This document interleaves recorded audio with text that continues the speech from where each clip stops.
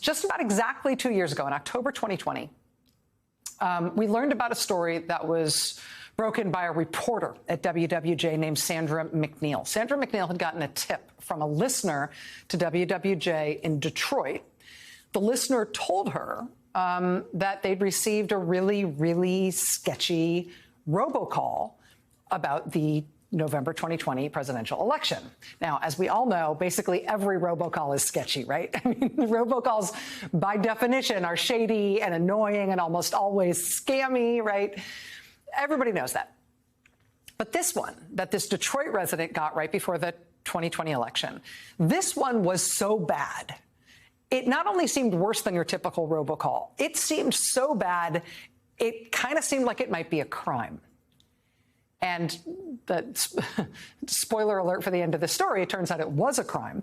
Turns out the listener to WWJ was right to sound the alarm about it. And reporter Sandra McNeil and WWJ were right to go big with the story. So I'm going to play you the sound of the robocall now. I'm going to tell you in advance that everything in this robocall is wrong. None of this is true. Do not believe a second of it. But you should hear what it was, because this literally was a crime committed against the American people, specifically against black registered voters in the lead up to the 2020 election. Hi, this is Tamika Taylor from Project 1599. A civil rights organization founded by Jack Berkman and Jacob Wool. Mail-in voting sounds great, but did you know that if you vote by mail, your personal information will be part of a public database that will be used by police departments to track down old warrants and be used by credit card companies to collect outstanding debt? The CDC is even pushing to use records for mail-in voting to track people for mandatory vaccines. Don't be finessed into giving your private information to the man. Stay safe and beware of vote by mail. Now, again, everything in that is wrong. None of that is true. Voting by mail is fine. It does not expose you to the police tracking you down. It does not expose you to credit card companies getting to you. It doesn't expose you to, somebody giving you a vaccine you don't want, let alone the CDC doing that. Voting by mail does none of those things. It's fine. Everything in that robocall was a lie. But in 2020, in the lead up to the 2020 election, radio station WWJ in Detroit reported that Detroit residents were receiving that call. A lot of Detroit residents were receiving that call. Thousands of them were getting that call. Now, Detroit, of course, is a Democratic stronghold in the swing state of Michigan. It's a city that is roughly 80% African American. And here's this call going out to thousands of registered voters saying it's from a civil rights organization, which it was not, and telling people they need to be terrified to vote. Right? It's disgusting. And it was more than just shady. Voter intimidation is a crime. That robocall was a crime. And here on this show, almost exactly 2 years ago, after this was first exposed by the local press in Detroit, we had here on this show Michigan Attorney General Dana Nessel when she announced that state felony charges were being filed against the two men who initially denied that they put out that call, but then finally admitted that they had done it. The investigation into that robocall in 2020 ultimately turned up the fact that this trash wasn't just targeted against black voters in Detroit and Michigan. It was also used against thousands of black registered voters in Pennsylvania, in Philadelphia and in Pittsburgh, in Illinois, in Chicago, also in New York, also in Ohio. Tens of thousands of these calls were placed, all to majority black, majority Democratic voting areas. Now, there were those felony charges brought against the guys who brought that call in Michigan, first announced here on this show. Also, a federal civil lawsuit was brought against those guys who placed those calls. That federal civil lawsuit is still not resolved, but the federal judge hearing that civil case actually ordered the guys who sent out that call that they needed to pay for a follow-up corrective call to all the people who got the initial call. The follow-up explaining that their previous call had contained false information and, in fact, had been had been determined in federal court to be an intimidation effort designed to interfere with the election. So the federal judge in that case ordered those guys to place follow-up calls disavowing everything that had happened in the first call. That federal civil case is still pending. In addition to the criminal charges in Michigan and that federal civil case and being ordered to send the follow-up corrective call, the FCC took a look at this as well. FCC regulates things like robocalls. The FCC made actually a very rare unanimous recommendation that the guys who sent that call should pay the largest fine ever levied against anyone for any robocall of any kind. The FCC unanimously recommended they should pay more than $5 million as a fine for having sent those calls to black voters in advance of the 2020 election. In terms of where this stands now, the felony charges brought against those two guys in the state of Michigan, those felony charges are still pending. But state prosecutors also brought charges against these guys, felony charges against them in the great state of Ohio.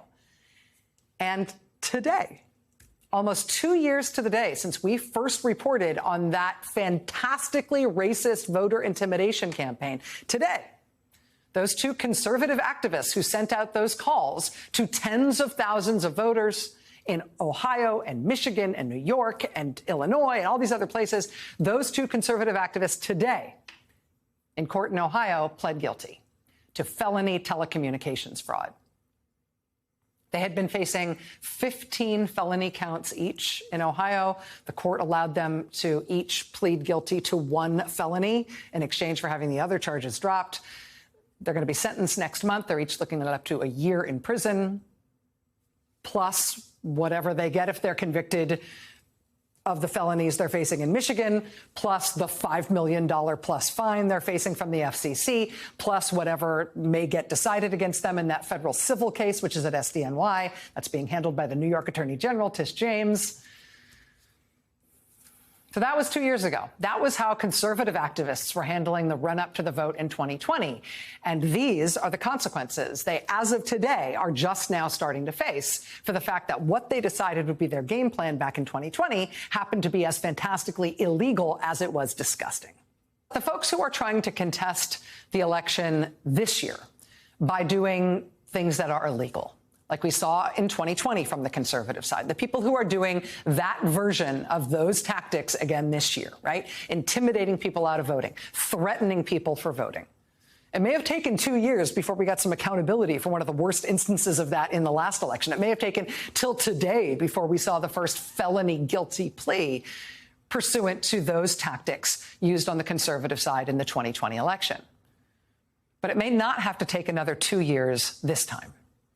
In Arizona, where we are seeing Republican candidates and Republican elected officials tell their supporters to go out and intimidate people at voting sites, where we are seeing people respond to those calls by showing up with guns at voting sites.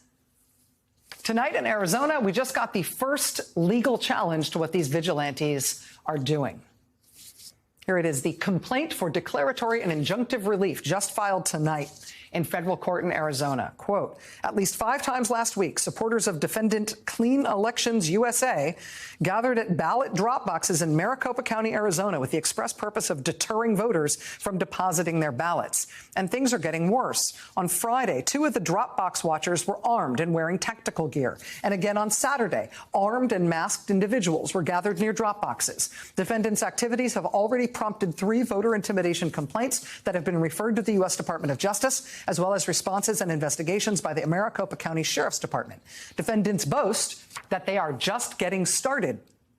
Defendants' coordinated campaign of vigilante voter intimidation violates the Voting Rights Act of 1965 and the Ku Klux Klan Act of 1871. In the aftermath of previous voter suppression efforts in the Reconstruction and Civil Rights eras, Congress responded forcefully by enacting laws that unequivocally prohibit voter intimidation. Immediate relief is necessary. Voting is already underway. There are only 15 days left until Election Day. Again, this was filed in federal court tonight. Defendants' organized vigilante groups have already turned away voters. Under any circumstance, defendants' conduct would be objectively intimidating. But in the current charged political climate, defendants' actions carry with them exacerbated threats. There is no guarantee that the crowds that defendants have mobilized and are continuing to stoke will remain peaceful. Unless enjoined, defendants will continue to bully and intimidate lawful Arizona voters, including through using armed presences. Voters who are attempting to do nothing more than vote in accordance with Arizona law. And then here's the plea for relief.